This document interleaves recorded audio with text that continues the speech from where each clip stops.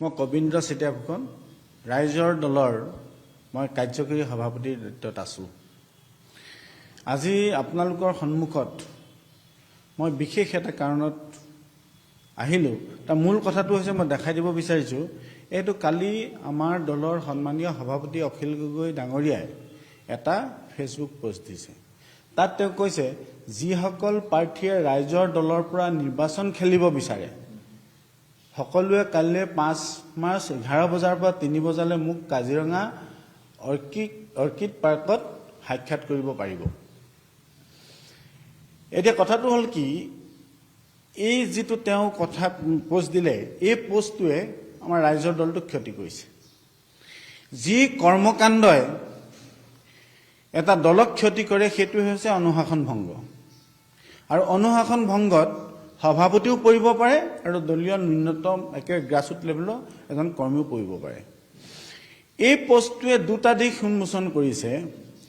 এটা কথা কৈছে যে ৰাইজৰ দলৰ পৰা নিৰ্বাচন খেলিব খোজা, তাৰমানে অসমৰ মানুহৰ সন্মুখত এইটো প্ৰতিপন্ন হৈছে যে ৰাইজৰ দলে সমষ্টিত প্ৰাৰ্থিত্ব দিবলৈ প্ৰাৰ্থীয়ে নাই, গতিকে সামাজিক মাধ্যমৰ জৰিয়তে প্ৰাৰ্থীক তেওঁলোকে আবেদন কৰিবৰ কাৰণে অনুৰোধ জনাইছে।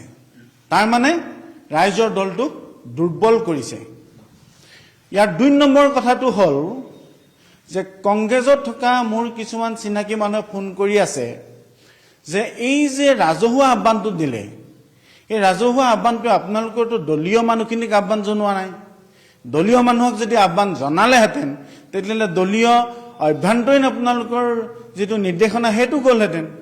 কিন্তু এইটোৰ দ্বাৰা এইটো কৈছে নেকি যে কংগ্ৰেছ দলৰ যিসকল প্ৰাৰ্থীয়ে টিকেট পোৱা নাই, বহু সমষ্টিত যিবিলাক শক্তিশালী, সেই প্ৰাৰ্থীবিলাকৰ লগত এটা যোগসূত্ৰ স্থাপন কৰি তেওঁলোকক নিৰ্দলীয়ভাৱে উঠিবলৈ উৎসাহিত কৰি কংগ্ৰেছক মানে ক্ষতি কৰাৰ চিন্তা চৰ্চা কৰাৰ এটা পৰিকল্পনা কৰিছে নেকি?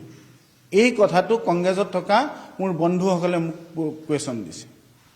আৰু কথাটো হ'ল কি, আৰু এই পোষ্টটোৰ তলত কিছুমান মানুহে এনেকুৱা ধৰণৰ মন্তব্য আগবঢ়াইছে যে কৈছে এখন বজাৰ মুকলি কৰা হৈছে, দাম দৰৰ বজাৰ এখন মুকলি কৰা হৈছে, যিটোৱে ৰাইজৰ দলক ক্ষতি কৰিছে। গতিকে সভাপতি এই পোষ্টটোৱে যিহেতু ৰাইজৰ দলক ক্ষতি কৰিছে, গতিকে অনুশাসন আওতাত তেওঁ পৰিব। আৰু আজি যে মই দলৰ দায়িত্বত থাকি আপোনালোকৰ আগত মুকলিকে যে কথা কৈছো, এই কথাটো মোক যদি দলীয় অনুশাসন ভংগৰ অপৰাধ হয়, তেতিয়াহ'লে সভাপতিও সেই অনুশাসন ভংগৰ অপৰাধত অভিযুক্ত হ'ব লাগিব। মই ৰাইজৰ দলত আছো। বিলাসিত দিনৰ মই এজন সভাপতি হিচাপে দলটোৰ গঠন প্ৰক্ৰিয়াৰ লগত আমি জড়িত। এই দলটোৰ প্ৰসৱ বেদনা মোৰ বুকুত আছে। গতিকে মই কিয় এই দলটো এৰি থৈ যাম? এই দলটোক মই সুস্থ এটা দিশত লৈ যোৱাৰ মোৰ দায়িত্ব আছে, আৰু সেই দায়িত্ব মই পালন কৰিমেই। আৰু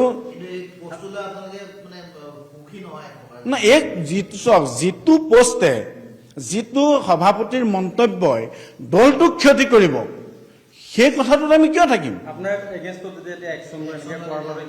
মোৰ ওপৰত একশ্যন ল'লে সন্মানীয় সভাপতি মহোদয়ৰ ওপৰতো একশ্যন ল'ব লাগিব। তেওঁ কথা বতৰাইতো দলটোক ক্ষতি কৰিছে, তেওঁ কথা বতৰাই দলটোক ক্ষতি কৰিছে। মোৰ আজি এই কথাটো সভাপতিৰ ওপৰত যদি এই কথাটো মই প্ৰশ্ন কৰাত মই যদি দলীয় অনুশাসন ভংগ কৰিছো, তেতিয়াহ'লে সভাপতি মহোদয় মানে এই অপৰাধ কৰিছে, তেওঁ দলীয় অনুশাসন ভংগ কৰিছে, তেওঁৰ ওপৰতো শাস্তিমূলক ব্যৱস্থা হ'ব লাগিব সাংবিধানিকভাৱে। আৰু এটা তেওঁ কৈছে, আৰু এটা কথা হৈছে কি, এইটো কোনো ধৰণৰ আমাৰ যিটো মৰিয়নীত যিটো প্ৰাৰ্থী দিছে, মই অৰিজিনেলি 89 পৰা 2007 চনলৈকে মই টাই আহোম ছাত্ৰ সন্থাৰ লগত জড়িত।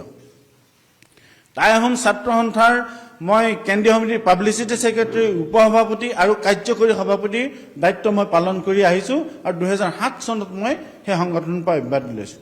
তাৰপিছত মই বিলাসিনা সভাপতিৰ দায়িত্ব লৈছোঁ। তাৰ এটা অন্যতম সমষ্টি, আহোমৰ ডমিনেটেড সমষ্টি হিচাপে আহিছিলে মৰিয়নী সমষ্টিটো।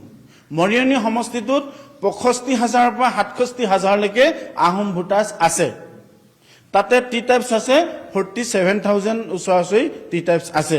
মূল দুটা জনগোষ্ঠী হৈছে সেই সমষ্টিটোত, এটা আহোম আৰু এটা টি টাইপছ। গতিকে তাত থকা আহোম মানুহখিনিয়ে ভাবি আছিল যে এইবাৰ ইয়াত আমাৰ আহোম ব্যক্তি এজনক প্ৰাৰ্থিত্ব প্ৰদান কৰিব আৰু আমি অকলে তেওঁক জয়ী কৰি ৰূপজ্যোতি কুৰ্মীৰ যি মানে ভেঙুচালি তাৰ পৰা এই সমষ্টিটো ৰাজ্যক আমি মুক্ত কৰিম। এটা জ্ঞানশ্ৰী বুঢ়াক দি দিয়াৰ কাৰণে তাত যিসকল মানুহ আছে, আহোম মানুহ আছে, তেওঁলোক ক্ষুব্ধ হৈ আছে যে আমাৰ আহোম প্ৰাধান্য থকা সমষ্টিটোত কিয় আহোম মানুহ নিদিলে, যে ৰাইজৰ দলটোত আমাৰ এই সমষ্টিটোত দিবৰ কাৰণে আহোমৰ এজন যোগ্য ব্যক্তি নাপালে নেকি, এই প্ৰশ্নটো উত্থাপন হৈছে। যদি নাছিলে তেতিয়াহ'লে আমাক কংগ্ৰেছক এৰি দিব লাগিছিল। কংগ্ৰেছৰ তমা আছিল নহয়, কিয় জোৰ জবস্তি যদি তোমাৰ প্ৰাৰ্থীয়ে নাই লোৱা হ'ল। এইটো সন্তুষ্ট নহয় মানে কি, তাত মানুহবিলাকে সন্তুষ্ট নহয়। আৰু এই যিটো হৈছে, এই কথাটোৱে মই আপোনাক এটা কথা ক'লো, তাৰ মোক দিয়া মানুহবিলাকে মোক ফোন কৰি আছে, মই যিহেতু আহোম সংগঠনৰ পৰা অহা, বিভিন্ন আমাৰ ধৰ্মীয় অনুষ্ঠানৰ মুৰব্বীবিলাকেও ফোন কৰি আছে। তেওঁলোকে কৈছে যে ইয়াৰ প্ৰভাৱ কিন্তু শিৱসাগৰ সমষ্টিটো পৰিব, ইয়াৰ প্ৰভাৱ পৰিব। তেওঁলোকে কৈছে যেনেকৈ হীৰেণ গোহাঁই এজন আহোম, কিন্তু তেওঁ চিন্তা চৰ্চা আহোম নহয়, তেওঁক আহোম বুলি চিনাকি দিবলৈ ভাল নাপায়। গতিকে তেওঁক আমি আহোম বুলি ক'ব নোৱাৰোঁ, আমাৰ মানুহবিলাকে তেনেকৈ কয়। কিন্তু এতিয়া মানুহে ক'বলৈ লৈছে আমি অখিল গগৈক আহোম বুলি ভাবিছিলোঁ, কিন্তু তেওঁৰ মনত আহোমৰ প্ৰতি কোনো চিন্তা, আহোমৰ কোনো দায়বদ্ধতা তেওঁৰ নাই। গতিকে তেওঁ গগৈ উপাধিটোৱে আহোম। এই প্ৰশ্ন এতিয়া শিৱসাগৰ সমষ্টিত থকা আমাৰ আহোম জনগোষ্ঠীয় যিখিনি মানুহ, এই মানুহখিনিয়ে এই চিন্তা চৰ্চাটো কৰিছে। যাৰ পৰা যদি কাইলৈ অখিল গগৈ সেই সমষ্টিটোত পৰাভূত হ'বলগীয়া হয়, তাৰ কাৰণে ৰাইজৰ দলটো যিমান ক্ষতি হ'ব, তাৰ কাৰণে কোনে জবাবদিহি হ'ব? আমিও জবাবদিহি হ'ব লাগিব। গতিকে মই সভাপতি মহোদয়ক অনুৰোধ জনাইছোঁ যে আহোম জনগোষ্ঠীৰ যিটো আৱেগ অনুভূতিৰ প্ৰতি সন্মান জনাই মৰিনী সমষ্টিটো প্ৰাৰ্থিত্বৰ ক্ষেত্ৰত আকৌ নতুনকৈ চিন্তা চৰ্চা কৰি সিদ্ধান্ত ল'বলৈ আহ্বান জনাইছোঁ।